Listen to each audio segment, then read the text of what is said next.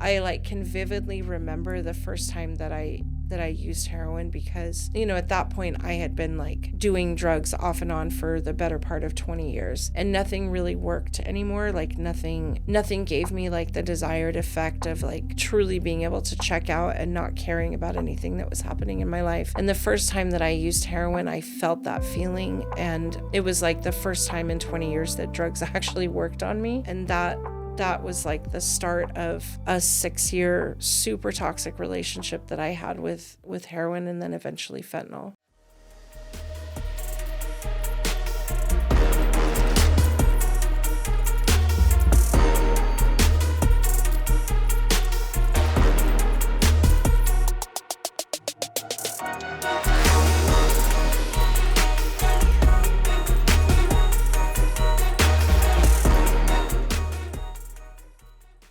All right, Jamie, thanks for coming by. I appreciate it. It's been Thanks for having me. been cool, just like how we meet. Like I've met a few people now on TikTok just through the comments, Yeah. and just people. I guess is really for you, and it's so local now. Yeah. So My For You page is definitely local, and I like I said, I had seen I had kind of seen some of your clips just over the months, like before I reached out to you, and there was just something about it that day. I just felt convicted to reach out to you, and I'm so glad that I did.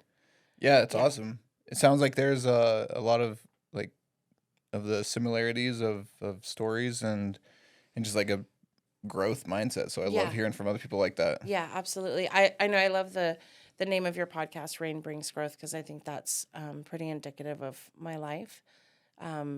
Just some of the things that I've been through, and how God has turned it into, from tragedy to something beautiful. And I'm so grateful for that, and I'm grateful that I get to do things like this. Yeah, absolutely. So Jamie, we'll just start it out. Where are you from? So originally I was born here in Idaho, northern Idaho. I was in foster care till I was about 7 when I met my dad. And then my dad took me to San Diego, and I was mostly raised in San Diego. And then I came up here when I was, like right before I turned 20. I came up here when I was pregnant with my oldest daughter, and she's almost 25 now. So kind of from Idaho, but also from California. Wow. Yeah. What was your childhood like? Traumatic, to say the least. No, like I said, I was in foster care for the first like 7 or 8 years of my life until I met my dad. My mom was struggled with substance abuse and mental health issues, and was in and out of prison really most of my life. But when I was a kid, my sisters and I were taken away from her. I was really young, like probably not even a year old, and just in and out of different foster homes, and dealt with all of the things that come along with being in foster. Not always come along with being in foster homes, but unfortunately for a lot of people that were raised in the foster care system, dealt with sexual abuse, physical abuse. And then when I met my dad, like I said, he moved me down to San Diego. And my dad was about like 3 or 4 years sober when I met him, but still just a very broken man. And I think in some respects, I think he did the best he could. But he really didn't know what he was doing. I think that, even in a perfect situation, if he would have had, a quote unquote normal kid that hadn't been raised in foster care and hadn't been through the things that I had already been through, I think it would have been a struggle for him as a single parent. But when you compound those things, you bring a child into a hard situation who's already dealt with some of the trauma and things that I had already been through. I think it made it difficult for both of us. I think my dad did the best he could, but he definitely made some mistakes. My dad was very physically abusive when I was a kid. And, like I said, he had been sober for like 3 or 4 years when I met him, but was still, he came from a super traumatic childhood as well. Drug addiction and alcoholism run rampant in my family. So he was raised by, my grandparents were alcoholics. and, dealt with a lot of violence in his childhood. And I think that carried over. And I think that was my dad's, you repeat what you're taught, you repeat, especially as parents, and breaking that generational trauma was not something that was, even existed back then. So, yeah, so like I said, my dad was very physically abusive when I was a kid. And then when I was about 14, my mom came back into my life. She had been in prison most of that time when I was living with my dad. And he let me come up here to Idaho to live with her. And that was kind of a turning point for me because I came from, a super strict, my dad was very strict, like, just, rules, chores, all of those things. And I felt like I could never really, I don't want to say like I couldn't do anything right, but that's kind of how I felt when I was a kid. And I think that in a lot of ways, my dad's anger for other things was taken out on me. It was just me and him for a long time. And so anyway, my dad sent me up here when I was about 14 to live with my mom, and she was just getting out of prison. And I think my mom was kind of parenting out of guilt at that point. I had no structure, no discipline. My mom let me, smoke and drink alcohol and be around boys and things like that. And she wasn't making the best decisions, and so she, I think, like I said, parented out of guilt, but also didn't really know what she was doing. So that worked for like a year or so, and then eventually she went back to prison, and I went back to California to live with my dad and finish out high school with him while I was there. So, Were you a single child? so I am the only child that my parents had together, but my mom had two other daughters that were both older than me. And my dad, when I was 13, had my little brother. So yes and no. Like I said, I'm the only child that my parents had together.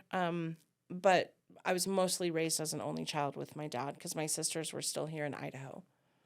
Yeah, it's gotta be pretty lonely. Yeah, super yeah, super lonely. Like I said, I wasn't a normal kid to begin with. Like I had already been through so much trauma by the time I met my dad, and then the trauma that he brought into my life. And so by the time I was a teenager, it's no wonder I started making the choices that I was, and definitely lonely. That's a good way to put it. Yeah, it was just like I said, it was just my dad and I for many years. But my dad also struggled to maintain relationships, and so there was kind of always this endless string of women in his life. And then when he and my little brother's mom got together, um, he had a tendency to attract um, toxic women, I guess. I love my little brother's mom, don't get me wrong, but when she was younger, she was very toxic. And that kind of just sort of played into an already toxic household. And I think my dad kind of had like a white knight syndrome, like he wanted to be the one to save some of these women and fix them. And but it's really hard to do that when you're so broken. But it's definitely a behavior that I kind of followed in his footsteps when I became an adult.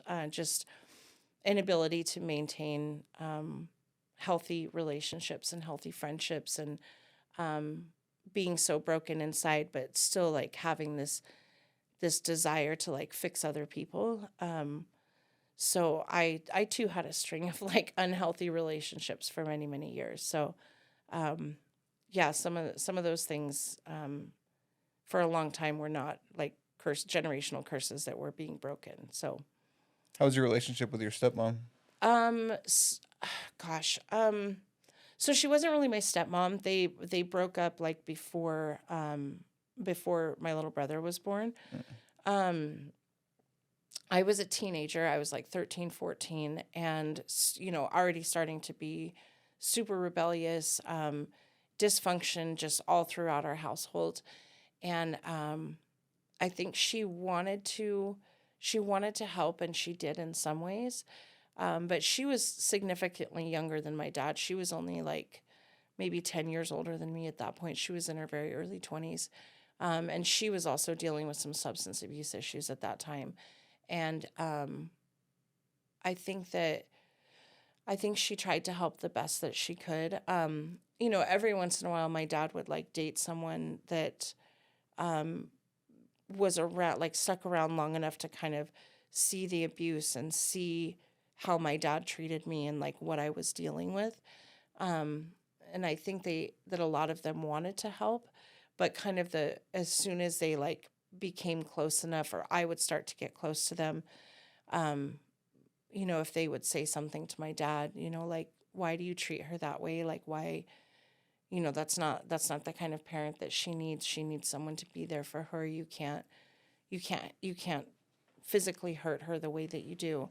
I think that became kind of dangerous for my dad, because then somebody like, he always had this like very carefully constructed house of cards, if you will.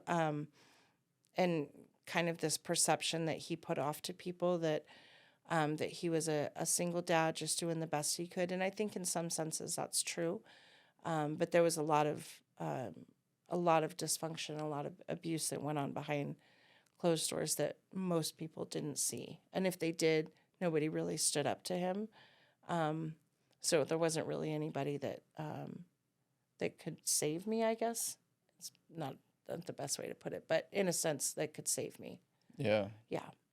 When you were 13 and you moved back with your mom, was that kind of just like your mom wanted to be your friend instead of a parent at that point definitely. Then? Yeah, definitely. Like I said, I think she parented out of guilt. And I didn't realize that like when I was a teenager, but I kind of experienced the same thing many years later when I became a parent. And so I kind of looked at her through a different lens when I became a parent, and and some of the mistakes that I made as a mom. And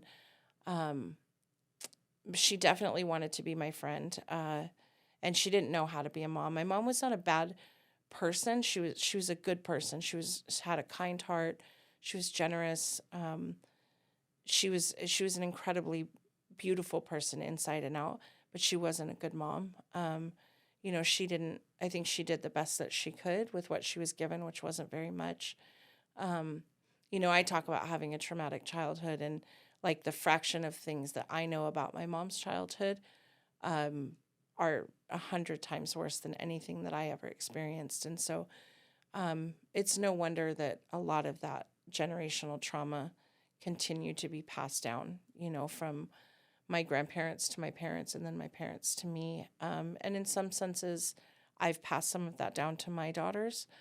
But my daughters have somehow managed to break some of that generational trauma. And they're the most incredible, I get choked up when I talk about them, but they're the most incredible, most resilient young women that I've ever met in my life. And I don't know what I did in this world to be blessed with them. But I'm so thankful for them.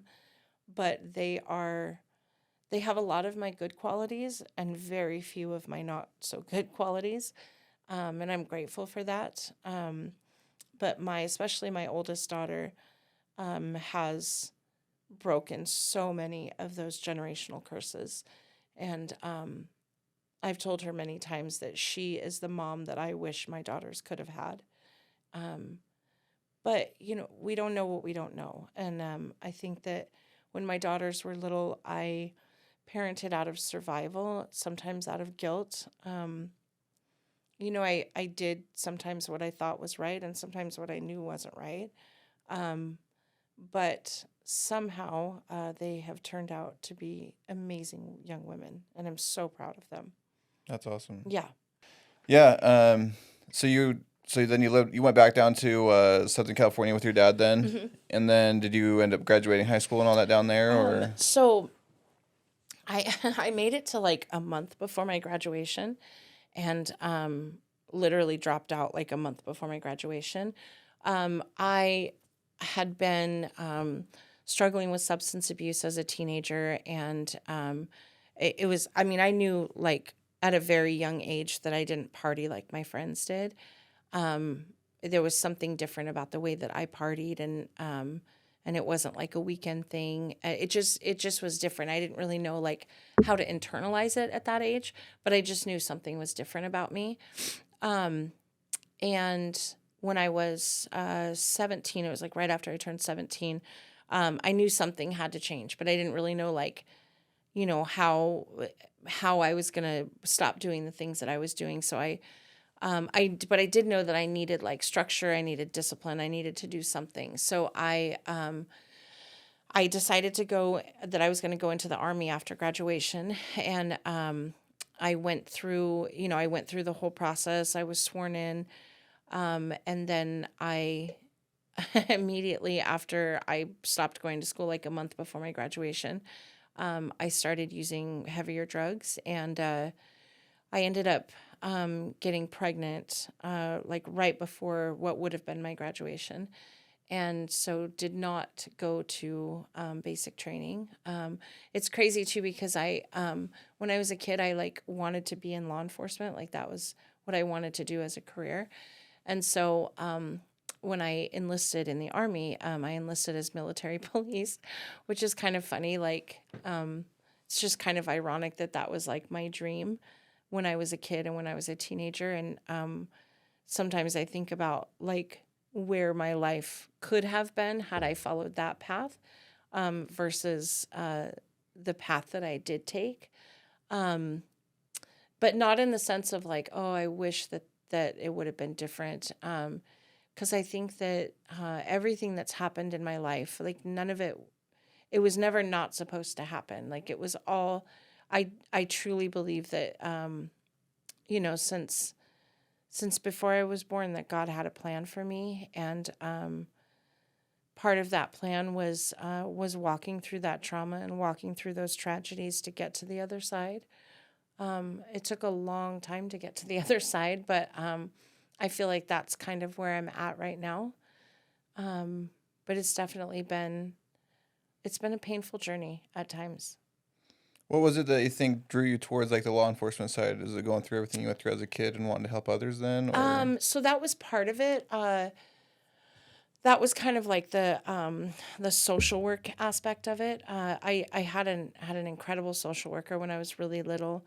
Um, she's the one that actually like introduced me to my dad for the first time, like in the health and welfare office I think I was like 7 when I met him the first time, and she just cared deeply about my sisters and about me, and she also cared about my mom. Like the one thing that I that I remembered about her was that she never like spoke ill of my mom, and even though I was really little, like I knew that my mom was doing some really bad things, and so I know that like this woman could have said some pretty harsh but also true things about my mom, but she never did. She was kind to my mom. She did everything she could to help her, and she loved my sisters and I, and so that was a part of it. And then, so from like 7 to 14, when I went to live with my mom, I had absolutely no contact with her. Like to this day, I don't really know where she was at. I know she was like in prison part of that time, but I don't really know where she was at. And so, there was always kind of this part of me as a little girl that that sounds kind of silly, but that felt like if I was like a cop, like worked for like the DEA, that I might be able to find my mom because I didn't know where she was at. And so I think that that's kind of the two reasons that it started was I wanted to sort of emulate what this social worker gave to me when I was really little. But also I convinced myself that if I worked in law enforcement, I'd be able to find my mom, and then I could like have a mom, because Yeah. as I didn't when I was a kid. And I think that that's really hard on a little kid because, like I said, I had already had so much trauma by the time I met my dad, and then it was just compounded on top of that from trauma from my dad. I just was I was a very broken little girl, a very scared little girl, lonely, like you said. And, you know, I would have given anything to just have my mom in my life during that time. So, yeah, oddly enough, that's why I wanted to go into law enforcement. So, What was it like seeing your mom for the first time after 7 oh years? my gosh, I haven't thought about it in a long time, but I can remember it like it was yesterday. She drove down to San Diego with some guy that she was with, and it was an old like Volkswagen Beetle, it's like beat up car, you know. And she drove down there, and it was literally only the second time that my parents had ever met. My parents were a one night stand, and this day that she came down to see me was literally the only other day that my parents were in the same room together. And so she came down there, and she just loved me. I just felt so loved by her. And I hadn't seen her obviously in so many years, but I knew that I like looked just like her. I had curly hair just like her. And I just felt a love from her that I had never experienced. I always felt like my dad loved me, you know, like, but I always felt more of an obligation to my dad than I did, you know, like my dad loves me unconditionally, like he'll do anything for me. I've never felt that with my dad. I've just always kind of felt like he had this like obligatory love for me, if that makes sense. And so seeing my mom, I remember she had this, like my mom rode Harleys, and she had this black leather jacket, and it had fringe on the arms of it, you know. And she was in town for 2 days, and they like stayed at a hotel while they were there. And I convinced her to let me wear her jacket overnight. And I was like, I'll promise I'll give it back to you when you come back to see me tomorrow. And I slept in that jacket, and I literally didn't take it off until she came back the next day. And we like had dinner together. I think my dad like made some, you know, hot dogs or hamburgers or something on the barbecue, and she hung out for a few hours. And I wore that jacket the whole time. It was summertime, it was hot, and I didn't care. I just wanted to like be in her presence. And yeah, I loved my mom so much. Like I said, she wasn't a bad person, but she wasn't a good mom. And she had so much of her own dysfunction, and I just had this like desire, this need to want to be around her, no matter like how dysfunctional or how toxic she was. And that was pretty indicative of like the next 20 years of my life with her. I started using drugs with her at a really early age. When I came up here, when I was 14, she's actually the first person that I like did meth with and smoked weed with, um, and I knew like internally that it wasn't right, you know what I mean? But also, she was my mom, and I just wanted to be around her, and I just wanted to have some kind of connection with her. I've always struggled to connect with people. Like I connect with people, but on like a deeper, like genuine, you know what I mean? And I just wanted that with her so bad. And I was, you know, I would have done anything for it. And so things that I knew were like not acceptable in a mother-daughter relationship became acceptable in our relationship because I just wanted any kind of relationship with her. Yeah. Yeah. Yeah, that's a hard point because you definitely want to have that kind of you want to have that relationship with your mom, but you don't even know what a normal Right? relationship would look like. Yeah. But you just want to have some kind of a Connection, some kind yeah, of something with her. And I think that she was very much the same way. You know, she was unable to maintain, you know, like healthy romantic relationships or healthy friendships. And, you know, let alone like a mother daughter relationship. Neither one of us knew what we were doing, and knew that it wasn't healthy. But I think that we both just wanted some kind of connection. yeah. Yeah. So what was it like when you found out you were pregnant at right out of high school? Oh gosh. Or in high school, I guess, Yeah, I still. was still in high school. It was terrifying.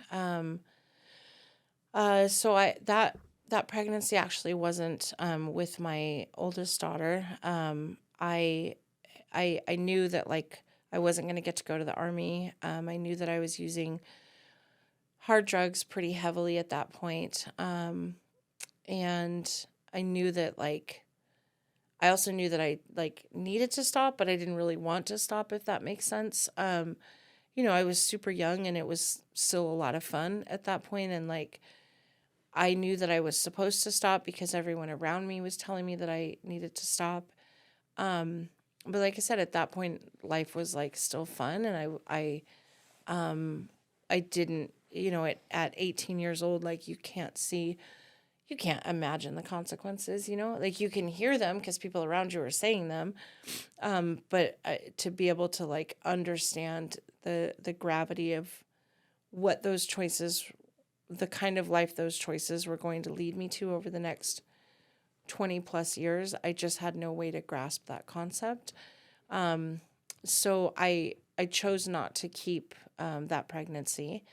And that was it was in 2000. So it was just a couple months after I would have graduated. And right around that same time is when I met, I guess my first like real boyfriend, who ended up being the father of my oldest daughter now. And so like I said, I didn't keep that baby, and then I ended up getting pregnant again about 6 months later with what is now my oldest daughter. So yeah, it was scary to say the least. What was the switch that made you want to keep this one? Did you feel like you were more in a Yeah, better state? no, I was definitely not, I was definitely not in a place where I should have had a baby. But I can tell you that the turning point for me was most everyone in my family was. When I say in my family, I don't have a whole lot of family. So like when I say that, I mean specifically like my dad and my dad's wife at the time were telling me not to keep the baby. And my grandfather, my grandpa Jay, he was really the only person in my life at that time that encouraged me to keep her. I didn't know it was a girl at the time, but my grandpa was really the only person that encouraged me to keep her. And I don't remember like what his reasoning was. I mean, he was a very smart man, so I don't imagine he was like, oh, like she's in a good place in life. It wasn't like that. I don't know what his reasons were. But he did. He encouraged me to not end the pregnancy, and that maybe this could be a good thing for me. Maybe I could get my life together. And so I was living in Southern California at the time. We were living in the San Fernando Valley. And her dad and I were using pretty heavily, and just everything that goes along with that lifestyle. And when my grandpa, I made the choice when I was on the phone with my grandpa one day that I was going to keep the pregnancy. And my grandpa said, I'll do anything I can to help you. And I said, well, I want to go back to Idaho and be with my mom. My mom was getting out of prison again at that point, and she was like scheduled to be released like the same month that I was due. And so my grandpa said, okay, well, let's get you up there. And so he bought me a plane ticket. My oldest daughter's name is Melody, and her I like her dad and I were like living in this super sketchy motel room, and I had been not using drugs for like 3 months because I stopped using as soon as I found out I was pregnant. And I just walked out of that sketchy motel room, and my grandpa called me a cab to the Burbank airport and bought me a plane ticket and set me up here. And I stayed with my sister at first, and then eventually Melody's dad ended up coming up to Idaho from California. He'd never been to Idaho. And we tried to make it work for a little bit. And It didn't. It was it did not work. I think we stayed together for like maybe a year and a half after I moved up here, and but just a super toxic, violent, abusive relationship. And as soon as I wasn't pregnant anymore, I started using with him again. Um, and then my mom got out of prison, and her dad and I were both using with my mom, and like just the like when I say this stuff out loud, I'm like, how did I survive it? Like the toxicity just like that. I just feel like that's all I knew for so long. I went from like a toxic foster care environment to like a toxic dysfunctional environment with my dad into this toxic dysfunctional relationship with Melody's dad. And that like the physical violence didn't stop when I left my dad's house. Um there's a lot of like research and things that say that women at a young age will seek out partners that emulate their fathers, obviously, but even like the bad parts, even like the bad behavior. And somehow that's what I was attracted to. And I tolerated it I think we were together for like 3 years. And like I said, he ended up coming up here while I was still pregnant with Mel. And she was born in November 2001. And her dad and I stayed together for like, I think she was like 18 months when we finally split up. But yeah, just repeating that same cycle of, violence and abuse and dysfunction. It's hard to break a cycle that you don't really realize is a cycle or that is a bad cycle when it's essentially all I had ever known, you know? Yeah. What were you doing for like a career or anything at that point? Oh, yeah, I was working at a like assisted living facility. I was like a CNA type work. Her dad was the kitchen manager at the same place. So he worked days and then I worked nights. And we didn't like each other at that point. So, our schedules being so opposite, we didn't have to spend a lot of time around each other. Um, he's not a bad guy, but also like so incredibly broken, and a childhood just as traumatic as mine, and grew up with the same sad, broken, empty, lonely feelings that I did. That's probably why we were so attracted to each other in the beginning. Um, but yeah, our relationship was toxic from day one, and it never got any better. And our she'll be 25 this year, and it's funny. I joke with her all the time. I'm like, with the parents that you were given, like I don't know how you turned out to be such an incredible young woman. She is the most perfect mother that I could ever imagine. I watch her with my grandson, and she's so patient with him and so protective of him. And she's just the perfect mom. She's perfect in every way. Yeah. Yeah. That's amazing. Yeah. I'm so proud of her. She's an incredible young woman. How was it when you guys ended up splitting, you and her dad? Then did things kind of mellow out for a little bit for you? Oh, Or? you mean like as far as like toxicity and dysfunction in my life? Yeah. No, it got worse from there. It got worse from there. So her dad and I split up.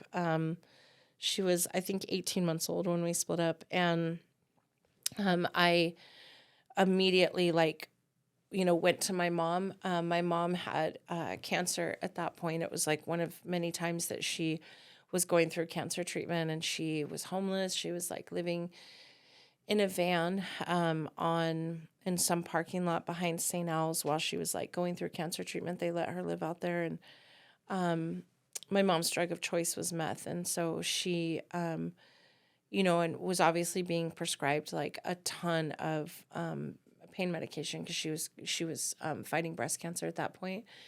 And she rarely took any of her pain medication. She would, sell it or trade, all the things that we do as addicts. And the first place that I went to when I like made the decision to leave that relationship that day was I went to be with my mom, because I knew I could get high. Like it was a very conscious choice that I was not going to like leave and better my life. Like I was going to leave and do everything that I could possibly do to like ignore how dysfunctional my life was at that point. Because I think that what I talked a minute ago about, like I repeated that cycle because that was like essentially all that I knew.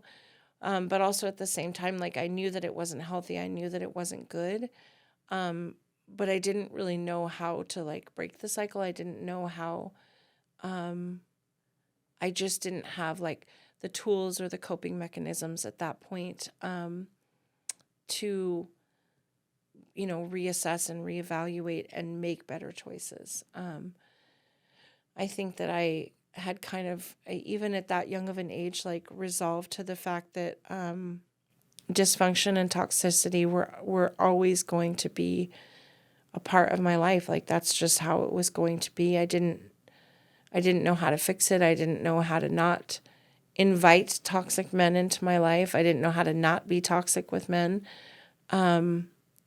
Yeah. So it just, like I said, it just repeated itself, and my drug use got worse. And I think maybe within like a year and a half, I ended up getting arrested, and I ended up getting into drug court. Actually, that was in 2004.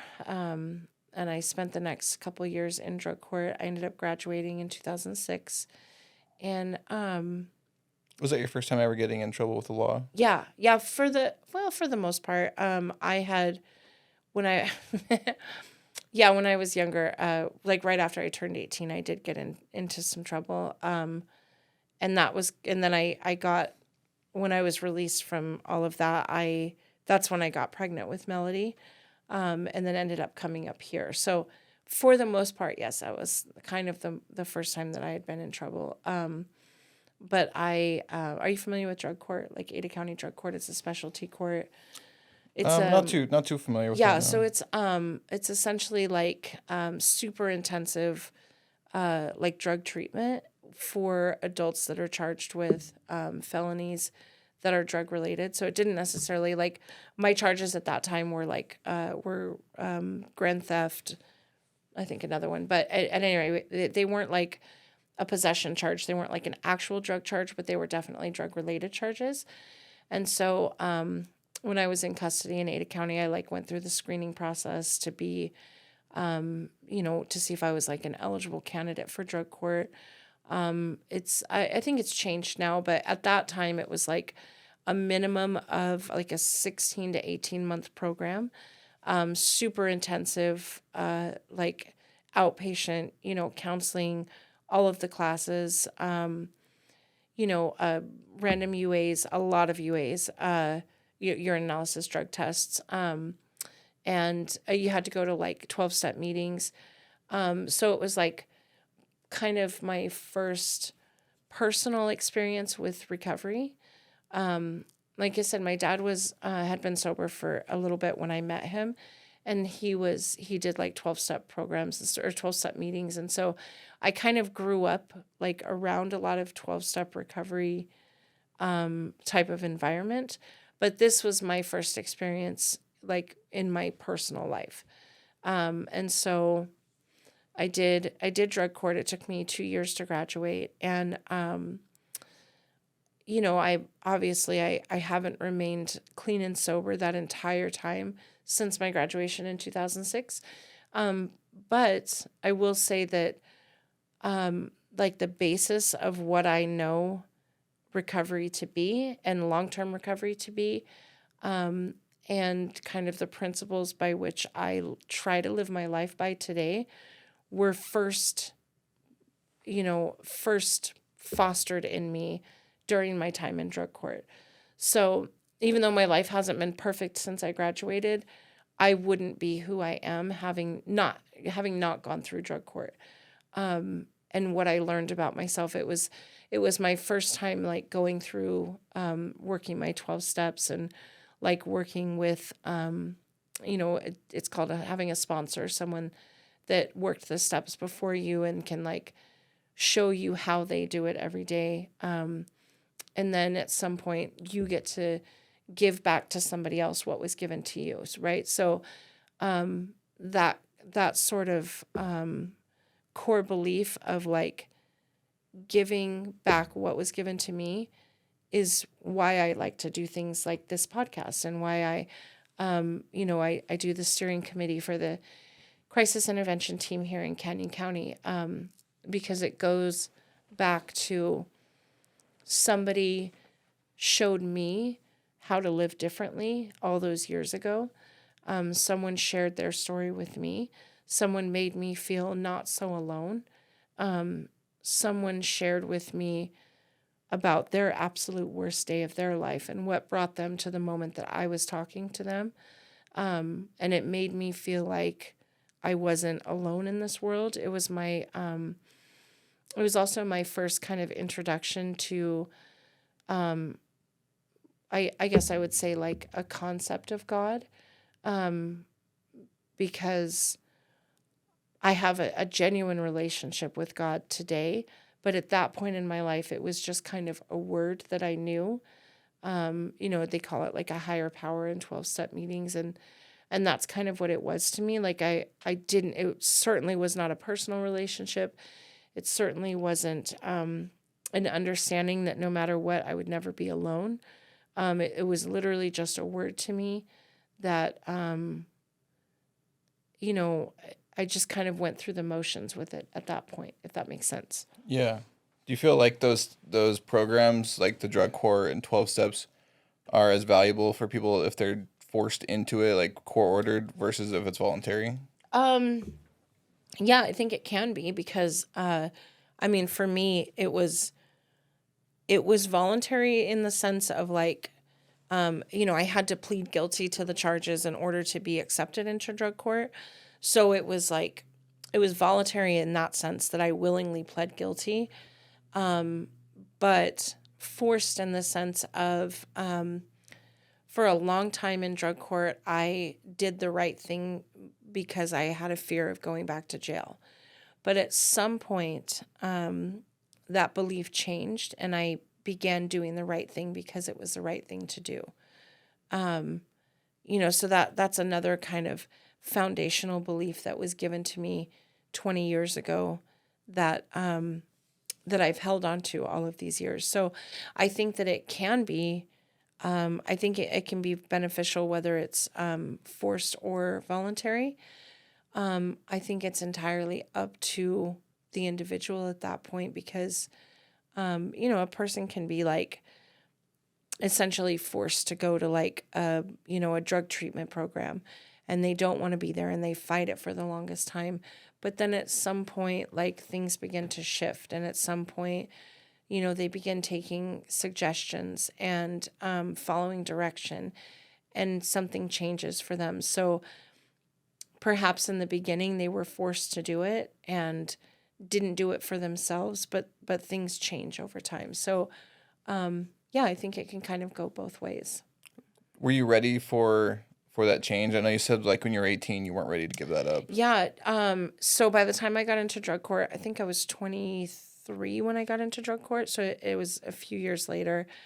And yes, in answer to your question, yes, I was. At that point, I wasn't 100% willing to like do the work that was necessary to maintain that long-term recovery.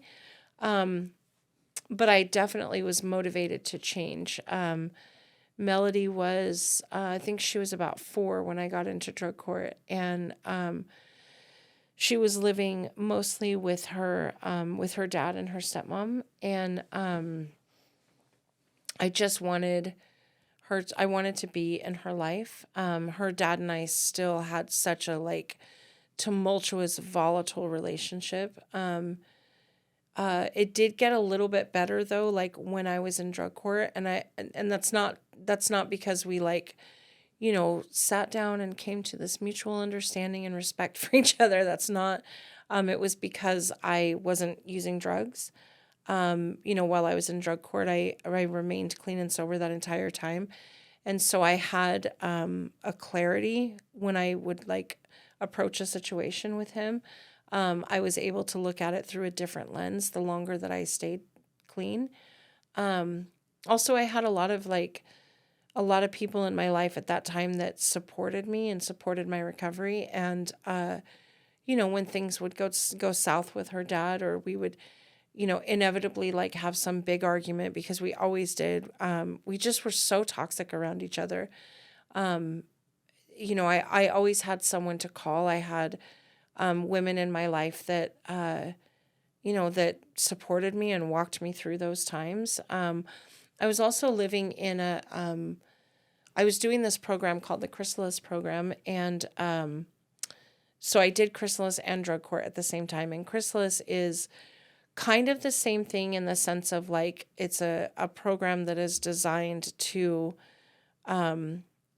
teach women to like make better choices and stay away from drugs and all of the things, right? But there's an element, it's a faith-based program. So that was kind of where things started to shift for me a little bit, as far as like starting to understand this concept of like having a personal relationship with God versus a word that I say, or like an entity, or do you understand what I mean? So I was blessed that I got to do both of those programs at the same time. I look back on that time, and for that entire 2 years, I didn't have my driver's license. So I didn't have a car. I lived like all the way down on State Street, and I was waiting tables at the Denny's by the airport, literally two opposite ends of town. I also had, 5 or 6 classes that I had to attend every week. Again, I didn't drive. And it's crazy, like when I look back on that time and I think about how like stressful that probably was, like getting to all of those classes, making sure my curfew, because I was also doing classes like at the Chrysalis program where I was living. And I think to myself, I'm like, how did I, like, how did I afford like cab rides? There was no Uber or anything back then, but like, I leaned on the people around me and I asked for help. Like, that's how I got through it. And God provided for me like that. Like when I look back on that time, I'm like, oh yeah, like that's how I made it through. Like God provided for me no matter what. As long as I was willing to like keep putting one foot in front of the other and doing the work and being honest and not using drugs. Like that seems like such a simple concept, right? But I don't know, for people like me, like, okay, yeah, like drugs are bad, right? But you take the drugs away from me, and then I like don't know how to live life, So I was super young at that point. I was already so traumatized, and not really doing anything to process through or heal some of that stuff. Because again, it goes back to like, I didn't know what I didn't know. You know what I mean? I didn't realize like how broken I was and how much healing needed to happen. I didn't understand it for years, you know what I mean? And so, yeah, like I look back on that time, I'm like, how the heck did I, get to all of those classes on time? Like I got in trouble for a couple little things here and there when I was in drug court, but for the most part, I didn't get in trouble. I didn't relapse at all while I was in drug court. And the only thing that I can attribute that to is that God provided for me because I was willing to do the work. So what was life like then for you after you got done with drug court? So when I was in drug court, I met who would eventually become my second daughter's dad. We were in drug court together. He graduated like probably 6 months before I did. And we started dating like right after I graduated drug court, and moved in pretty quickly. And I ended up getting pregnant probably 2 months after we started dating. And we ended up staying together for like 5 years. And it was Mm, it was definitely less toxic than it was more dysfunctional than toxic because I think those are kind of two different things. Like there was never Michael was not abusive or anything like that, but we were both pretty young and still kind of broken. And I think we did the best we could for the time that we were together. And our daughter is 17 now. She'll be 18 this summer. She's actually going into the Army. She graduates in like 2 weeks. And she enlisted in the Army, and I'm so proud of her and so grateful to be her mom. But life after drug court was it's crazy because like you're in drug court and you have this incredibly like tight structure and discipline, and it's like this spring that just gets like tightened and tightened and tightened. Doing all of the drug court obligations and staying clean and sober, and life starts to get better and life starts to change and it gets different. And then you graduate drug court and it's like this spring is suddenly like released. And they always say like stay involved in drug court and like don't completely change your life when you get out of drug court because you've lived this like super structured life. For me it had been like 2 years, and then I graduated drug court and I I decided that I knew better, and I like didn't do any of the thing. I didn't like continue to do any of the things that I had been doing in drug court. I still like I remained connected to drug court in the sense of like they have like an alumni group for past graduates. It's crazy because like 20 years later, I'm still connected to drug court. I still occasionally attend like the alumni group or graduation, and some of the friendships that I have right now are friendships that I made while I was in drug court. And so I think I stayed clean for like I don't know, maybe 6 to 9 months after drug court. And then my grandfather passed away, and my mom's dad, and I started using like opiates again, pills, prescription pain pills. And and then that for like the next 10 years after that was kind of um I would get clean for like a few months, and then I would, go back to using pills again for 6 to 9 months or a year, and then I would clean up again, and it was just like this vicious cycle that I could never fully break from. And Ace is my 17-year-old, and her dad and I split up. I think it was like a couple weeks before she turned 3. We'd been together for almost 5 years at that point, and the dysfunction was still there. He got into another relationship immediately after he and I split up, and I stayed single for several years after we split up, and like a lot of years, like maybe 7 or 8 years. But anyway, so Melody, my oldest daughter, was like maybe 10 or so. Yeah, she's 7 years older than Ace is. So she was 10 when we split up. Ace was 3. And I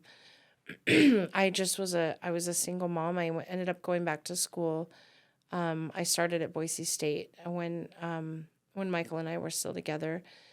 And it took me like almost 5 years to do a 4-year program. But I ended up graduating with a bachelor's in primary education. I actually didn't mean to get that degree. When I started at Boise State, remember I was telling you about my social worker that I had when I was a kid. So when I started at Boise State, my intent was to get a degree in social work. But in my like junior year, I didn't go to like the registrar's office to get signed up for the following semesters. And so I registered for the classes that I thought I was supposed to register for.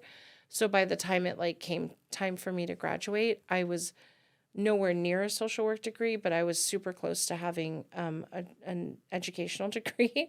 So that was kind of how I accidentally got that degree. But yeah, so but I like still I like was maintaining a household. I had like a 9 to 5. I was raising my girls as a single mom. But I was still always struggling with substance abuse. Like it wasn't something that ever like fully went away.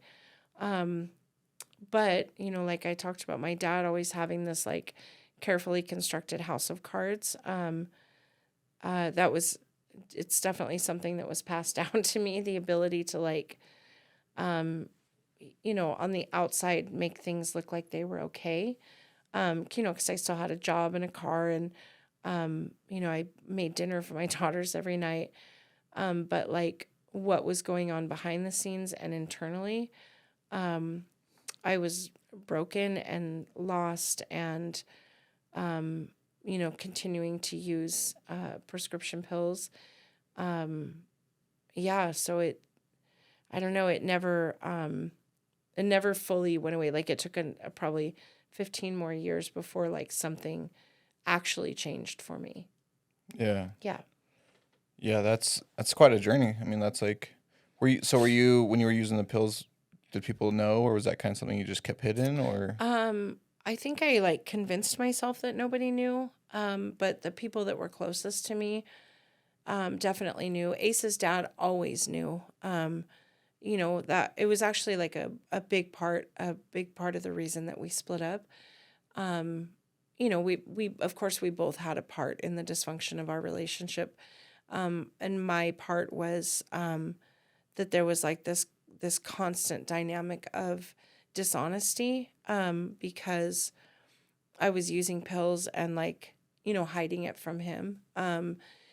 He was still in recovery at that point. And yeah, so that was my part in the demise of our relationship.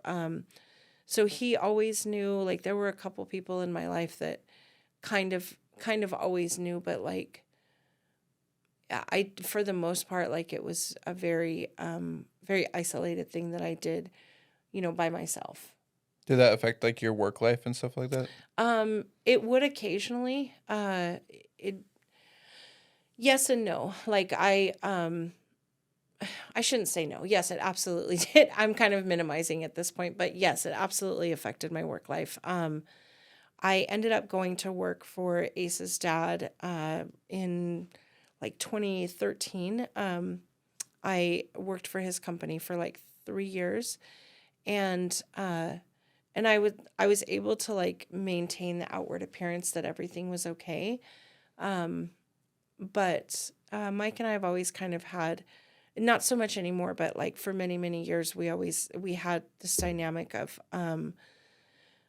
he enabled me, and I manipulated him, and it just, so that's what I mean when I say like that dysfunction was there. It wasn't toxic in the sense of like that he was abusive. It wasn't like that, but we were very dysfunctional. And I kind of was in this place where he was my boss, so I knew he wasn't going to fire me. So that kind of allowed me to the liberty to like kind of do what I wanted, and which wasn't like healthy for me by any means. It facilitated my drug use, and I don't mean in the sense of like he gave it to me, but I think that he just didn't want to deal. He didn't want to deal with like the repercussions of it, or I think at that point and I don't say this in like to speak disparagingly of him, because he's an incredible person and I love him to death, but I think at that point he also didn't want to deal with like taking on our daughter full time, because at that point she was with me Monday through Friday, and she was with him on the weekends. And so I don't think that he was like in a position where he was ready or wanted to be a full-time dad. That changed, not that changed in probably 2015, when, or 2016 rather. Things got really bad in like 2015, 2016. And when I say really bad, I mean like in the sense of like my substance abuse was affecting my life to the point where like I couldn't maintain the facade anymore. My mom was diagnosed with lung cancer in 2015, and so 2015 and 2016, I was really like the only person that she had. And I took care of her until she passed I think like in the summer of 2016. But somewhere in that time, I progressed from like using pills to using heroin. I didn't use heroin for the first time until I was 34. And How'd you make that switch? um, there was a guy in my life at that time that I wouldn't say like he wasn't like giving it to me, but his activities will say definitely like made it more prevalent in my life. And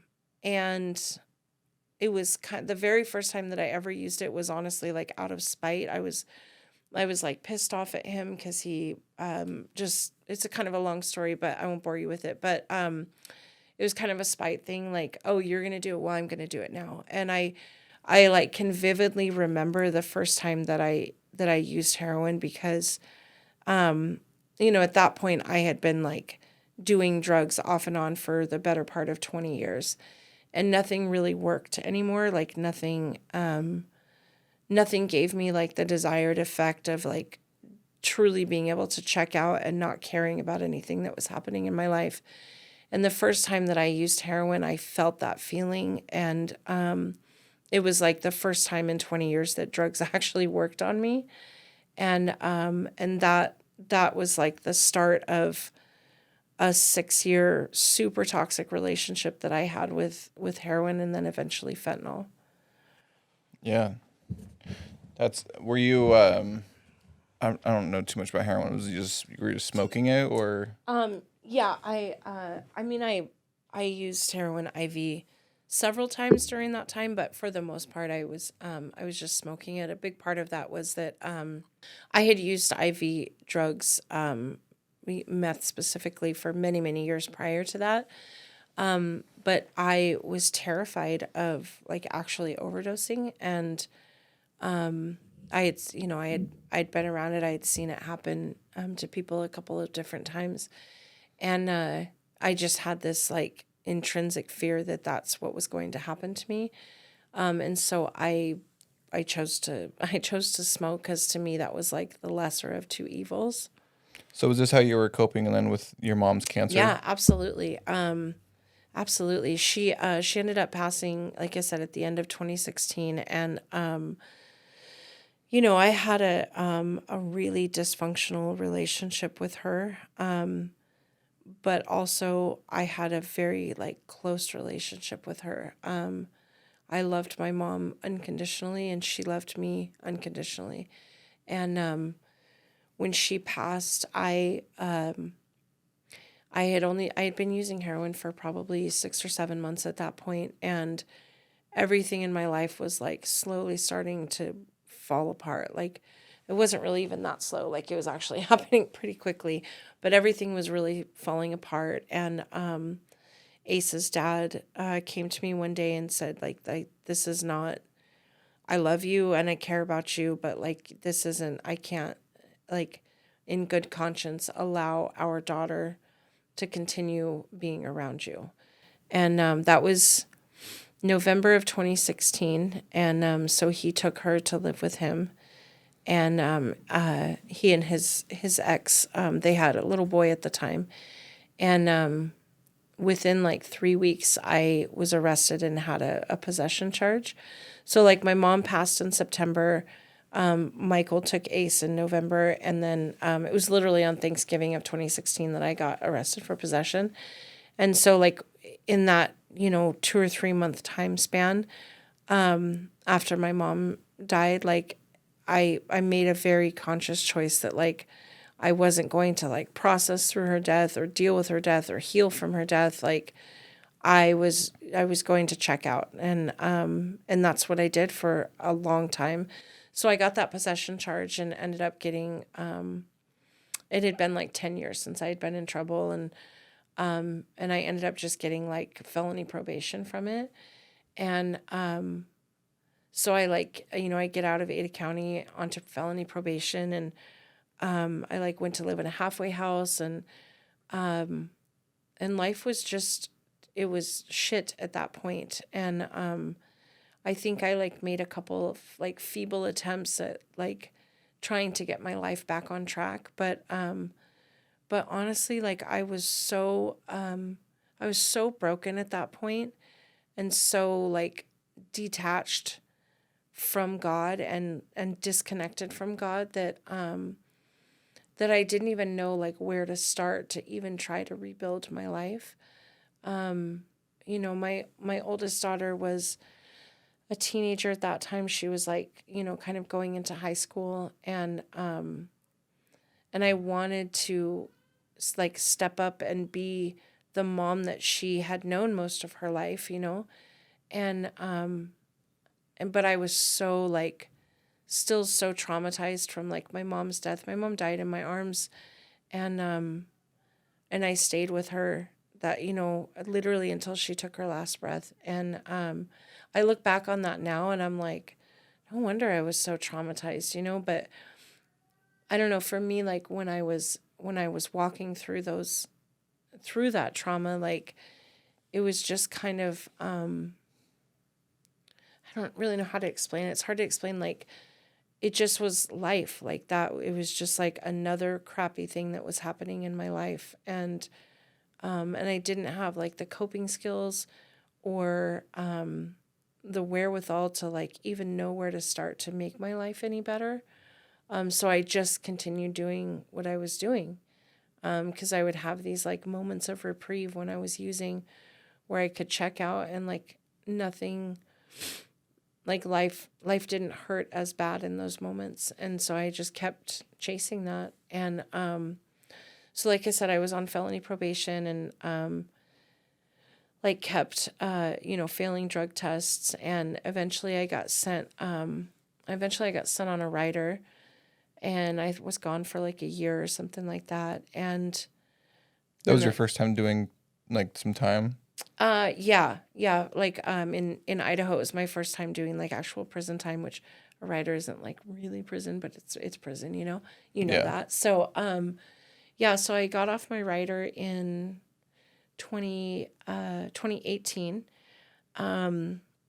Did well for like a couple, probably 3-4 months after that. But like I said a few minutes ago, like someone like me, you take away the drugs and like that's awesome. Like I'm not doing drugs anymore, but like I still don't know how to like cope with life. I don't know how to cope in general. I don't know how to like live a normal life. Substances had been a part of my life for so long that you remove the substances and like Jamie is still there. Like Jamie, the broken little girl who has not healed from stuff that happened 30 years ago. And then now I'm out here in this world, like, trying to like maintain a job and, all my obligations for supervision. And, I was like living in a halfway house at that point. And, like, it's no wonder like that I relapsed, life is not easy for a normal person. And then you have, someone like me, someone like you who has experienced the amount of trauma that we have. And like, how do you go through the day to day? How do you learn how to live life overnight when you really didn't know how to begin with? Does that make sense? Yeah. Yeah. So, hang on one sec. So, yeah, so I got off my rider and things were like okay-ish for a few months, and then inevitably I relapsed like I always did. Like it was such a pattern for me. And so that was like the end of 2018 until kind of the end of 2019, and that was some of like the darkest times in my life. I full disclosure, and I feel comfortable, not super comfortable saying this, but like comfortable saying it because my daughters already know so much about my life and the things that I've done. And so I do feel comfortable saying these things, but I started escorting to support my habit. And like that's not a thing that I'm super proud of, but also I don't carry the shame with it that I used to. It's part of my story. It's part of what makes me who I am. And although like I have done some shameful things in my life, that year of my life certainly doesn't define me. And I think I justified it in my head for, like while I was doing it that I don't know. I'm sure there's somebody out there who understands what I'm about to say, but like I did it in like the classiest way possible. And so like that was my justification, and like, I could minimize the shame of it because I was being like quote unquote classy about it. But again, it's part of my story. It's not something that I can change. But yeah, so that from 2018 to 2019 was one of the worst years of my life. It was just such a dark time, and genuinely probably like the most lost I had ever been. Like I just didn't thinking about some of those feelings right now like are like definitely bringing back some of that just sadness that I felt every day. And my girls were like kind of in my life. Melody was in high school, and there was a kind of a fracture in our relationship. She was living with her dad at the time, and there was just this disconnection with us. She had a lot of anger and resentment, and I mean, understandably so. And things, eventually, like, Ace was still with me, mostly like on the weekends. She was living like most of the time with her dad and Gabby, her other mom, and but she would come be with me on the weekends. And I don't know, like I maintained for a while, like things were okay for a while, like things never were like good for me. Like there's never, until like this current journey that I'm on, I can't like look back at my life and be like, yeah, like that was things were good in my life at that point. Like it's never been good. Like everything's always just been like mediocre, or like, it was okay. It wasn't like the worst time in my life, like I said, it wasn't until this current journey that I'm on that like I can genuinely say like my life is good today. And I get choked up when I talk about that because like my life's not perfect today. I have things that I struggle with. I still struggle to like create and maintain healthy relationships. It's not something that like comes naturally to me. It's something that I have to work at. But my life is genuinely good today, and I don't think that I would be able to appreciate that like feeling of like, life is good. It's not perfect, but it's good. Had I not walked through 40 years on this earth of like constant like feeling of loneliness, and I was so broken and so just disconnected from God, and I just felt so alone on this earth. And but like I said, I wouldn't appreciate it the way that I do had I not walked through those things. So back to 2019, I ended up meeting my youngest daughter's dad, and we were using together like in the beginning, and then when we got pregnant, we stopped using, and that was a dysfunctional relationship in the sense of, like when anytime you have, you bring drugs into a relationship, it's going to be dysfunctional, but it wasn't toxic in the sense of like, there was no like abuse or anything like that. My youngest daughter was born in 2020. Like I got pregnant with her, like right at the start of COVID. And so, that was kind of a weird pregnancy for me because, just there was like a lot of isolation, you know what I mean? Because it was the middle of COVID. Also, I was a lot older than I was with my first pregnancies. I was 39 when she was born. And so that kind of posed its own set of challenges. But yeah, so she was born in December of 2020. And so I was pregnant with her during COVID, just like a weird experience of a lot of isolation during that pregnancy.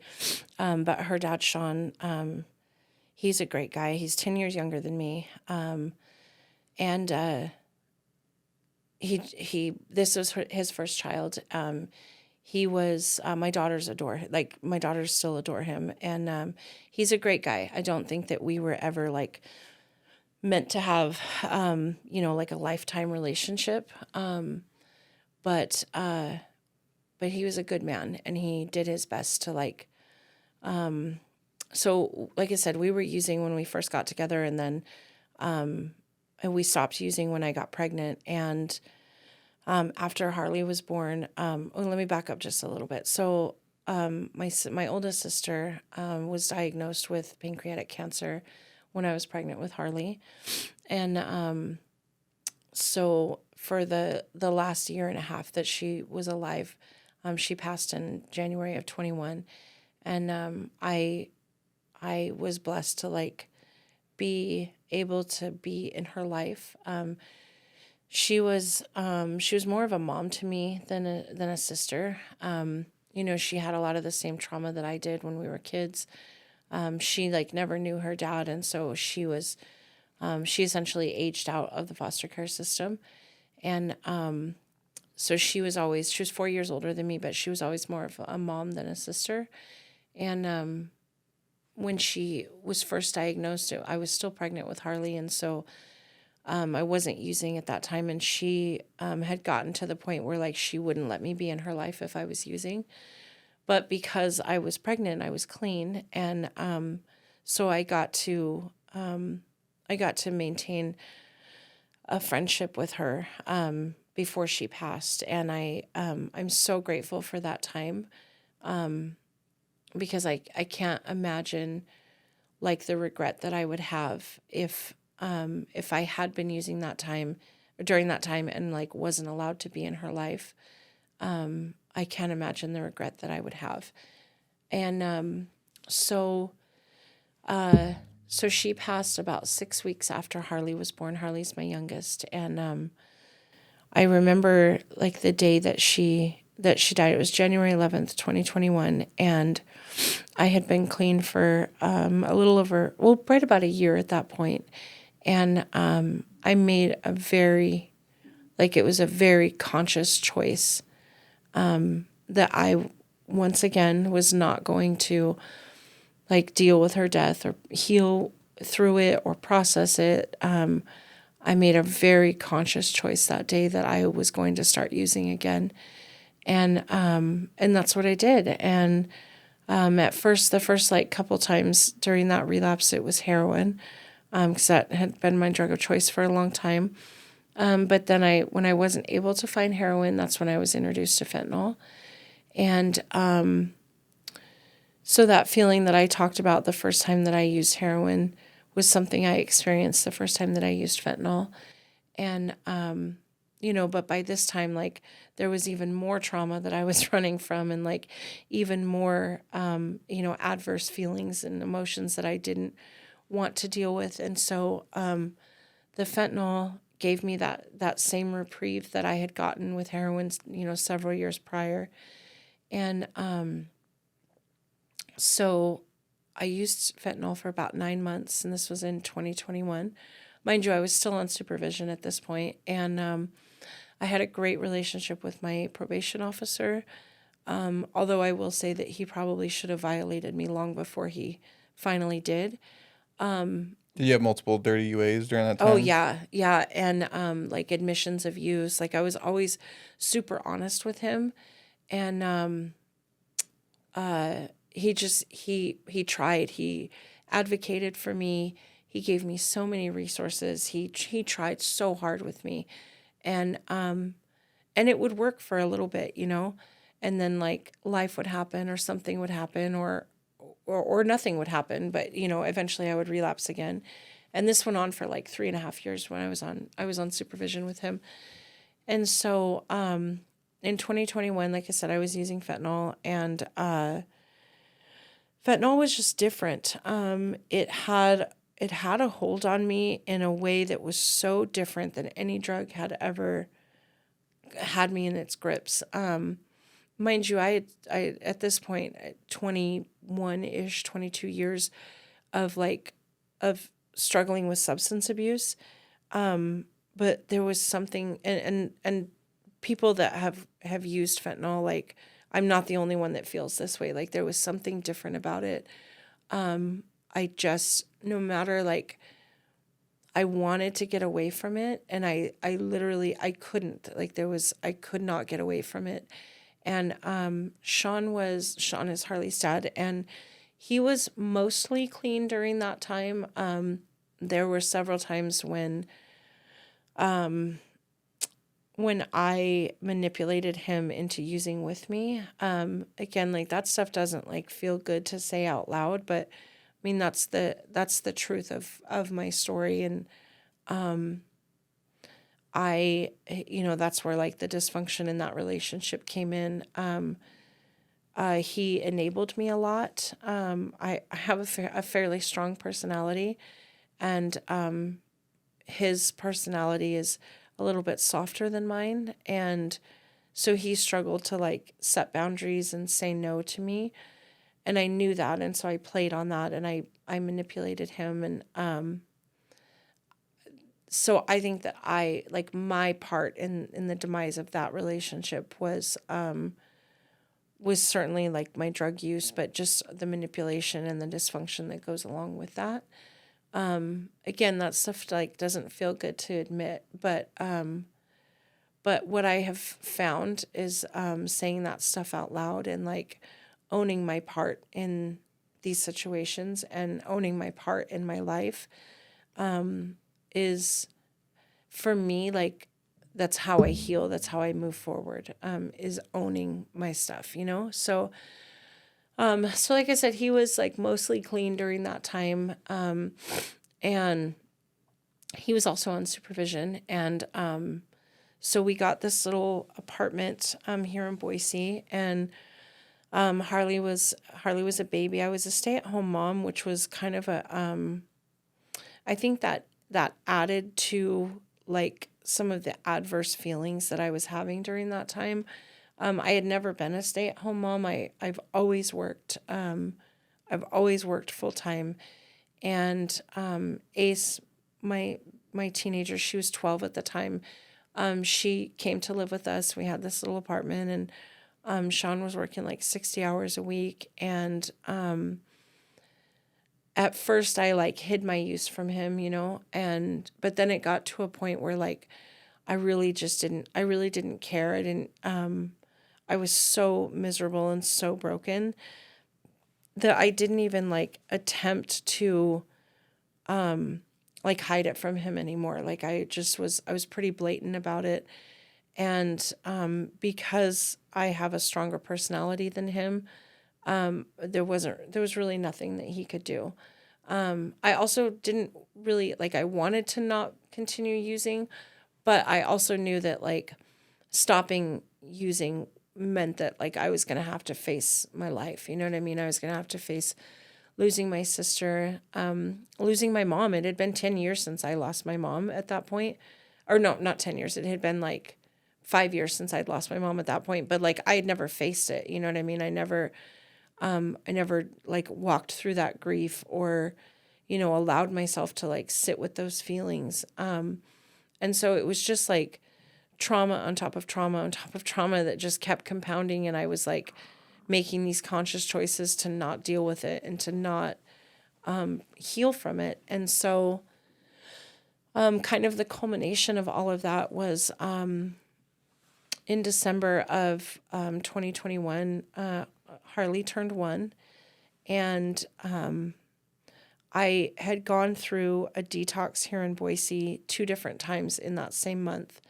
And literally within hours of leaving the detox facility, I was loaded again. And, so that went on, like, the entire month of December.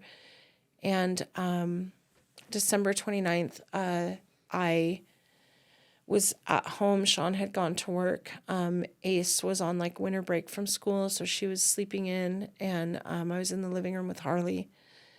And there's some other things that happened that day that like set into motion this series of events that essentially brought me to like sitting in this chair right now. But so I was using it home, and I was careless, like with a foil that I had been smoking on, and Harley was sitting in the living room, and I left the foil like on the end table next to the couch, and I got up and went into the kitchen. I was about to make waffles for her, and I heard the sound of the foil, and I like looked around the corner, and I knew instantly what had happened, and I was this panic, this like, I don't know if I'd say panic, this fear came over me, like I knew what had happened, you know. And I like ran over to her, and I picked her up, and I knew that she wasn't okay. And I knew that I had to call 911. But I also had like this clarity in that moment that I knew that I was going to lose my daughter that day. And I knew that, like, as I was dialing 911, if I did not tell the truth, and if I didn't tell them what happened, she was going to die. She was going to overdose on fentanyl, and she was going to die. But I also knew that if I did tell the truth, that I was going to lose her, that I was going to go to prison.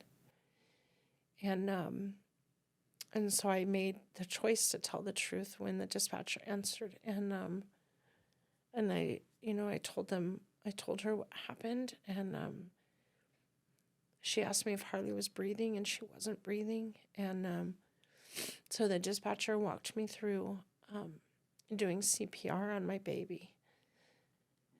And I did CPR on her until the paramedics showed up, and they took her in an ambulance, and she had to be given two doses of Narcan. But the officers that were there that showed up like with the paramedics allowed me to go to the hospital to be with her. And I will be forever grateful for those moments, because those are some of the last moments that I have with her, like as her mom. Because although I am biologically her mom, and no one can ever take that from me, she was subsequently adopted after that, and that's like the beautiful part of this story, right? So all of that is so heavy, and it was the absolute worst day of my life. But what came from that day is some of the most beautiful relationships that I could ever possibly imagine. And so let me back up just a little bit. So I felt humanized by those officers. Nobody chastised me or told me what a horrible person I was. Nobody was mean to me. And I think about like what that must have been like for some of those first responders. Like they're trained, right? They're trained in those situations, in a crisis situation, like, to do what they're trained to do. And but I think about how that must have affected them, and the impact that could have had on them. And it makes me sad for them, but also so incredibly grateful, because they saved my baby's life. Like I said, there were several other things that happened that day that the only reason that I can attest to my daughter being alive today is not just because of the Narcan. It's not because of the CPR. Like, I know that the only reason she is alive is because God kept her alive. She went without oxygen for almost 11 minutes. And like, for all intents and purposes, she shouldn't be alive today. And, but she is.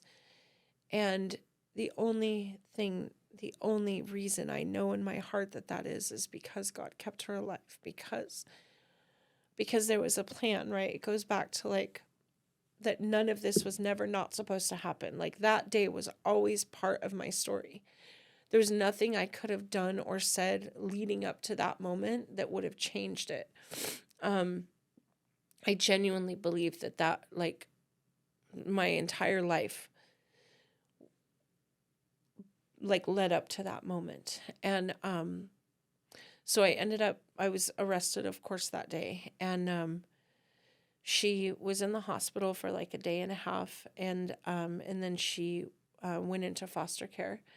And I was arrested that day, charged with injury to child. And I remember, so everything happened like around noon or something that day. Like it was like early afternoon. And by the time I actually got to the jail that day, it was like 8 or 9 o'clock at night. And because I was detoxing off of fentanyl and methadone, they put me into the medical unit in Ada County. And because it was so late at night, I wasn't able to use a phone.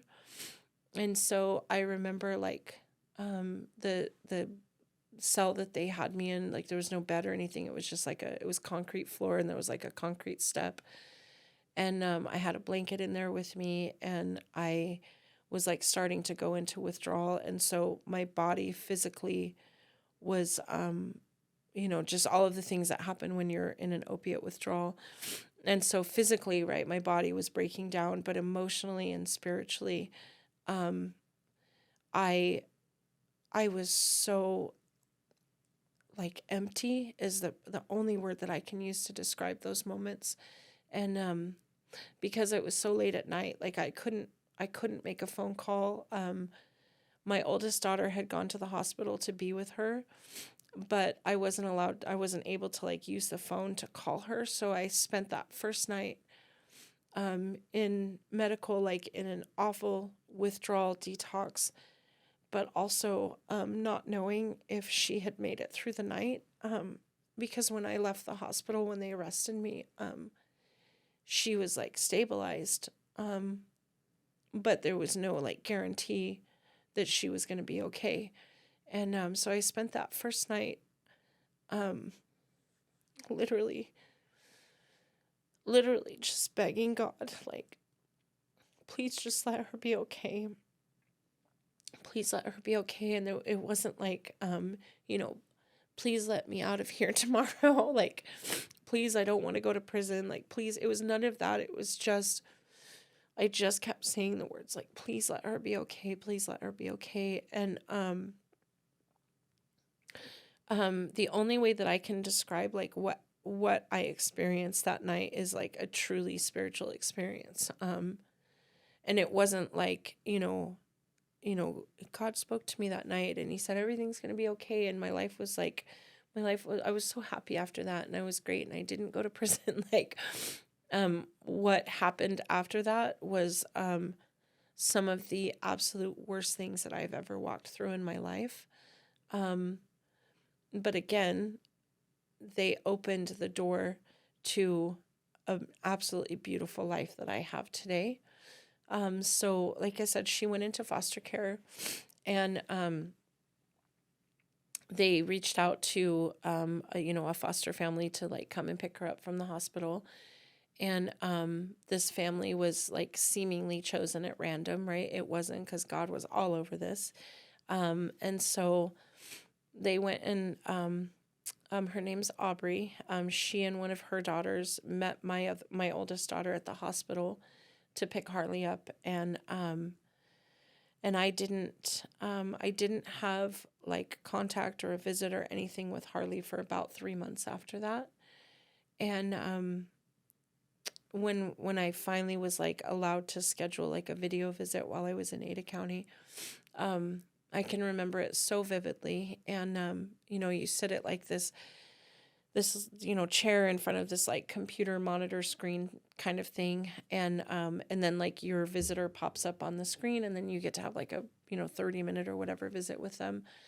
And I had spoken to my caseworker like earlier that day, and she said, yeah, I'm going to be at the visit, like Harley will be in a high chair, and I was like, okay, I'm ready. So like the screen pops on, and I see Harley, and mind you, the last time that I saw her was when I was being arrested and leaving the hospital that day. And her hair had like grown out. She had these beautiful curls and she had big blue eyes. And she was like so chunky, and she was so happy and so healthy. And I heard this voice like kind of in the background, and I realized that it was her foster mom, Aubrey. And I was like, hey, is that Aubrey there? And she was like, oh my gosh, like, is it okay that I'm here for this visit? Like, I'll step away if you want me to. And I said, no, like, please, can you like come over to the camera? And she walked toward the camera, and I saw the way that Harley looked at her. And I knew in that moment, like, I can't explain it. I wasn't able to articulate it in that moment, but I knew in that moment that was Harley's mom. And like what happened in the few months after that was I began to develop this friendship with Aubrey, and like the most genuine, authentic friendship that I've ever experienced in my life. And this is a woman who didn't want anything from me. Like, I had nothing to offer her. She only knew me because of the worst possible scenario that you could ever imagine. And she was caring for my daughter in a way that only a mother can. And she was loving my daughter in a way that only a mom can. And she never judged me, and she never said mean things to me. She never, she used to tell me all the time, like, so she met my oldest daughters, and like, they would all spend time with Harley. They would like go to the library and stuff. And Aubrey would tell me all the time, she's like, Jamie, your daughters are so amazing. Like, you're an incredible mom. And I know that what happened that day doesn't define you as a mom. And she said, your oldest daughters are proof of the person that you are and the mom that you are. And, this is a person that, like, if there was anybody in this world that, like, reserved the right to judge me, like, it could have been Aubrey. And she never did, never, not one time. And so a few months after my arrest, I made the decision to ask Aubrey and her husband, Mike, if they would be willing to adopt Harley. And, I mean, I probably could have, like, fought and like retained my rights to her, or maybe even had like my oldest daughter take custody of her.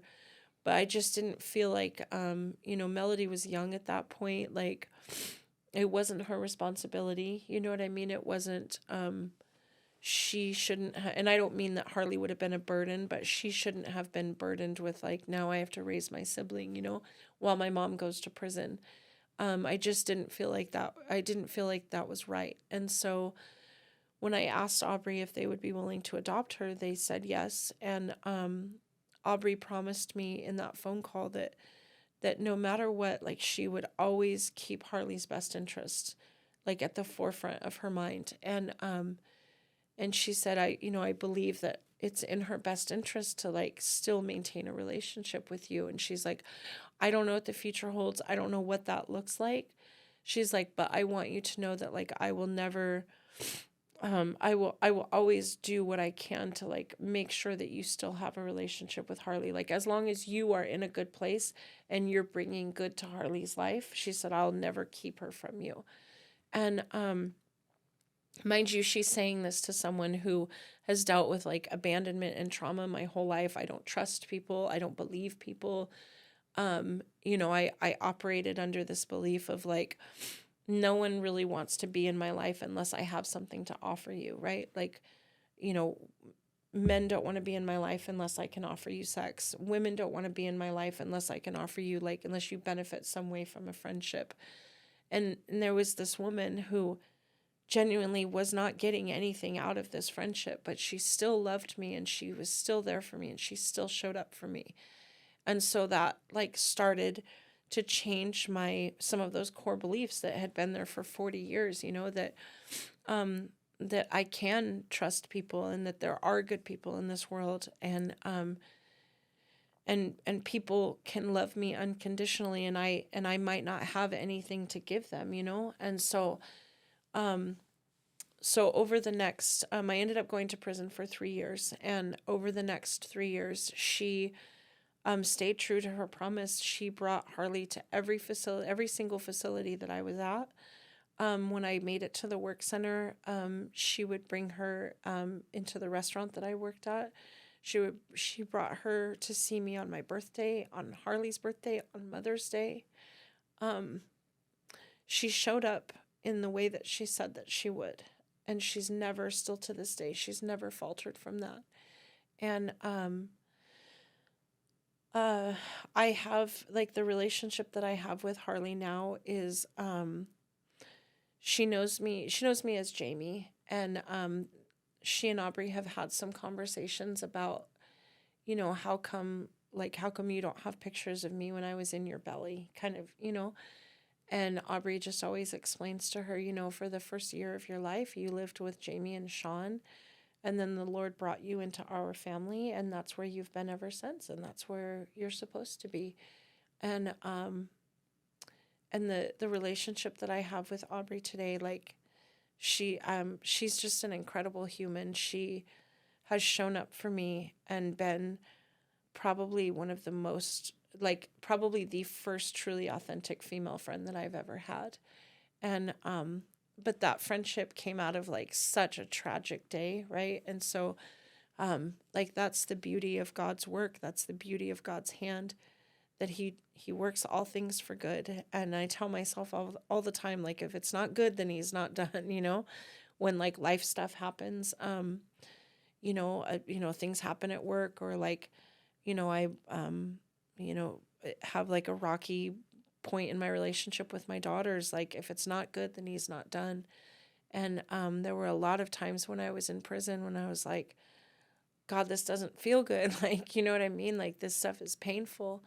And I just would remind myself, if it's not good, then he's not done. And he has worked this situation, that day that I was arrested, he has worked it for good, like, truly beautiful good. And I'm so thankful for it.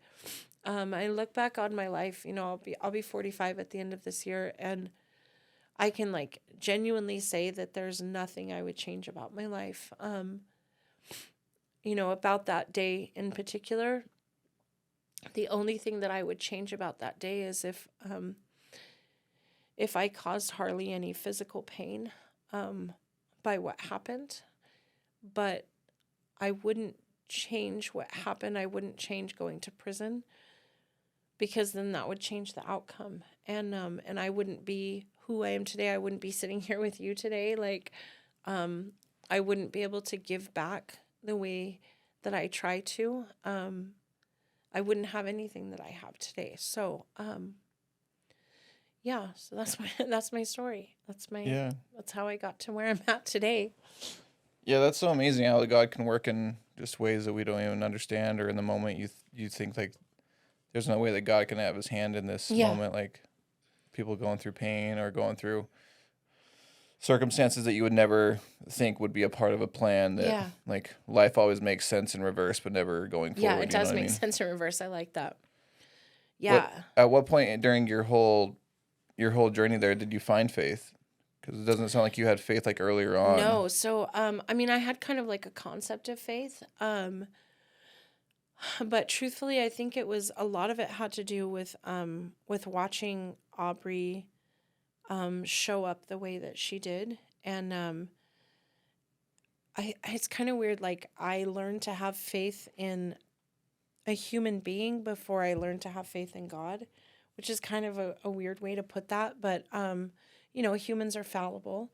And I'm not saying Aubrey's perfect. I mean, we all have our flaws, or what I think she's perfect, but she's a human, so we all have flaws. But uh, watching her show up for me and do all of the things that she said she was going to do, and watching her walk in her faith, and knowing that my daughter was going to be raised in faith, that allowed me to be more vulnerable with God, and to start fostering like a genuine personal relationship with God. Whereas before, like I said, it was just kind of a word. It was like a concept. But when I was in prison, and some of the things that I walked through while I was in prison, I had this sense of somehow everything was going to be okay. And I remember, when I was at the work center after I did my very first experience of sharing my story on a really large scale in front of 200 or 300 people at this recovery rally that I went to. Aubrey and her husband were there with all of their kids. My daughters were there. And I got to experience this part of life where God was like, I got you. No matter what, you're going to be okay. I'm going to work this for good. So I started to have that little sense of it. And then I started replaying the 40 years of my life that happened before I got to prison that day. And seeing how somehow he always worked it for good, right? But I couldn't see it when I was in the middle. Like you were saying, you can't see it when you're in the middle of it. And, many years ago, I just kind of resolved to this was the life that I was going to have. I was just always going to kind of have this underlying sadness in me, and it was never going to go away. And, don't get me wrong, I have sad days today, or, I have sad days from time to time. I have rough days, or I have days where I'm in a bad mood. But my underlying sense of happiness and joy, and there's a calmness in my spirit today that I've never had before, which allows me to approach relationships in a way that I never have. And it allows me to show up for the people in my life and let other people show up for me in a way that I never have. So it definitely was it was a process, and I fought it for a while, but God just keeps showing up for me and showing me that if it's not good, then he's not done. Yeah. How long did you say you ended up doing in prison? 3 years? Yeah, I was 8 days shy of 3 years. When I was sentenced, I was only sentenced to 2 years. But when I went in front of the parole board, basically due to the nature of my crime, they felt that I needed to be in there for another year. So that's why I ended up doing a year past what my original sentence was. And then I have 7 years. Well, now it's about 6 years left on supervision. Yeah. Yeah. I have a great relationship with my parole officer. She's incredible. Yeah, my life is good. My life is good today. Don't get me wrong. I have obstacles and challenges, and things do not always go I don't live this peachy life. You know what I mean? Where everything is, it just, life happens to me, and life sucks sometimes. You know what I mean? And I get hurt. I hurt others. It's not been a perfect journey in the almost 18 months that I've been out of prison. But it's been my journey, and it's been a beautiful journey, and I'm grateful for every day of it. How was it for the father of Harley? Oh gosh. So he and I, we're still super close. we talk kind of weekly. He's a great person. He has a relationship with her as well. Like he has visits and stuff with her, individual from my relationship with her. And I think that there's, I don't know this to be true, but this is just like my perception of him and like what I know of him. I think there's a part of him that still struggles with like, with his role in his life and her life being so different than what he thought it was supposed to be. I am under like the belief that this is the way that it was supposed to be, right? Because none of this was never not supposed to happen. It was always supposed to happen. But I think that he still believes like this isn't how it was supposed to be. I was supposed to be her dad. So I wouldn't say there's like a disconnect between us. Like we talk about it, you know what I mean? It's not like we ignore what happened. Like we've had, dozens of conversations about it and talked about it on like a very deep level. But I think that we see it a little bit differently. That's not to say he's like wrong or it's not like that. I think sometimes I think we're in different places in our own healing journey. But yeah, I'm grateful that that he doesn't hate me. I'm grateful that that he's still my friend. Because if there's anybody in this world that that has a right to say some not great things about me, it would be Sean. And he's never done that. He's remained my friend this whole time, and I'm grateful for that. That's good. Yeah. So I think when we were talking when we had coffee one day, you said that I was the one that drove you to Pocatello. Yeah. Yeah, you were. When I got transferred from Ada County to Pocatello in August of 21. Yes. And it's crazy too, because like, how like when it's just a trip how someone can end up being like an important pivotal person in your life, and you like when you met them you had no idea that like you were going to have any kind of like friendship relationship with them. And it's crazy, like, because I remember like getting on the bus and like going to the back, and I just was like, I just want to get to Pocatello and get this started. You know what I mean? I was like, I still have, at that point I thought it was 2 years, it was going to be 3 more years, but I was like, I just want to get this done. Let's like just get to Pocatello. And like there were some girls on the bus that were just like being rowdy and like loud and stuff. And I don't know, it's just kind of funny how like I distinctly remember you being my transport officer, and then we had the other one, that sits in the cage in the back. And it's crazy how like if someone would have told either one of us in that moment that 3.5, 4 years later we'd be sitting in your garage doing your podcast, like what, you know what I mean? Like Yeah. there's no way I would have told them. They were so crazy, but it's cool how God is always in the details, in all of his plans. He's all over those details. And yeah, it's a cool feeling. Yeah. Yeah. Well, hopefully it was a good ride. It was, yes. I think we got to listen to music, and we had like little peanut butter sandwiches. Yeah. It was as good as it could have been. Right. Did you have any experiences while you were in prison or that really stuck with you that helped you change or? Yeah. I had some of them were like not great experiences. There is one, I won't go into detail, but there is one experience that I remember that that showed me that like what I took from that situation is that I behaved in that moment in a way that I don't ever want to behave again, and that there is still very much a part of me that how do I say this? There's still very much a part of me that can react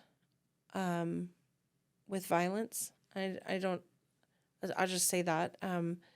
It's not a moment that I'm super proud of, but it's a moment that I learned from. So that's one of them. But in a more positive answer to your question, yeah, there were when I was at the work center. I was there for 18 months, and I got to foster some friendships with a couple of the officers there that I am so grateful for, and that I don't think my experience at East Boise would have been as positive as it was had it not been for some of the officers that work there. And I'm so thankful for that. I still am, I'm not like super connected to the women's work center. I am in a sense, I don't go out there very often, but twice a month I go out to the men's work center, and we have a little process group that we do out there. Some of the guys from the Nampa Work Center attend, and then we have some of the guys from Treasure Valley that come out there, and it's cool to just to be like around like-minded people that are, although they are all still incarcerated, there's a connection there that you don't find anywhere else. Like, you're awesome. I think you're an amazing person, but there will always kind of be not like a disconnect or a divide between us, but your path brought you to a different side of the fence than my path did. Mm-hmm. And we're equals. We're not, you get what I'm saying. And Yeah. so it's cool to be able to go out to the work center and be around people that understand, these are guys that have done, some of them have done literal decades in prison, and at some point something changed for them, and they began to look at their life through a different lens, and they began to grow and understand that, like, the beliefs that they held so closely for so long maybe aren't true anymore, and to watch the rewiring of someone's brain, like, in real time with some of these men, is something I'm honored to be around, and I'm so grateful that I get to be a part of that. Yeah, it's fulfilling. Yeah, it really is. Yeah. It's awesome. So what's next for you? What do you want to do Oh, now gosh. with, like, I know you said you like doing the public speaking stuff. I do. Yeah, it's crazy. Like, I have a gift for it, and I have a passion for it. I don't know if it'll turn into something someday. I think it would be cool if it did. This is my first podcast. What's crazy is I was thinking about it on the drive here this morning. I can distinctly remember, like, after I did that, after I got up at the recovery rally and, like, shared my story in front of all those people, and I remember on the van ride home back to the center, somebody, like, made a comment of like, you should do a podcast someday. And I was like, oh yeah, that'd be cool, And then I, like, thought about it later that day, and I was like, wow, that really would be cool. And here I am, like, I'm actually, like, there's something, it's coming to fruition. You know what I mean? So kind of like the next project that I have is the steering committee that I sit on for the crisis intervention team in Canyon County. They do an academy every few months. And the next one that they're doing is in, I think, September. And I was invited to, I've always participated in the panel as a community member to kind of share my experience with the law enforcement that attend this academy, to sort of bridge the gap between like substance abuse, mental health, and the interactions that we have with law enforcement. And I have participated in the panel the last 4 times that they've done it, but this time I was invited to actually host the panel, like facilitate it. So I get to put together a motley crew, if you will, of like 5 or 6 people that are like me, to be able to to share their experience, to better connect with law enforcement so that their interactions with the public might go in a more positive light. So Wow. that's in September. So that's kind of my next project that I'm doing. That's cool. Yeah. And I don't know, wherever God leads me, I guess. Yeah. Yeah, you can't plan out too much because you can't even plan it. No, because I certainly, like, I couldn't have planned this 4 years ago. There's Yeah. no way. Yeah. God's like, oh, I got something for you. Exactly. Yeah. Well, I really appreciate you sharing your stories. Or anywhere that, like, people can, like, get in touch with you or follow up or anything? I mean, I'm on Facebook. Jamie Lee Shepard, or I think it's Jamie Shepard is my Facebook. I'm on TikTok. I think it's just my first and middle name. Yeah, reach out to me. I love talking to people.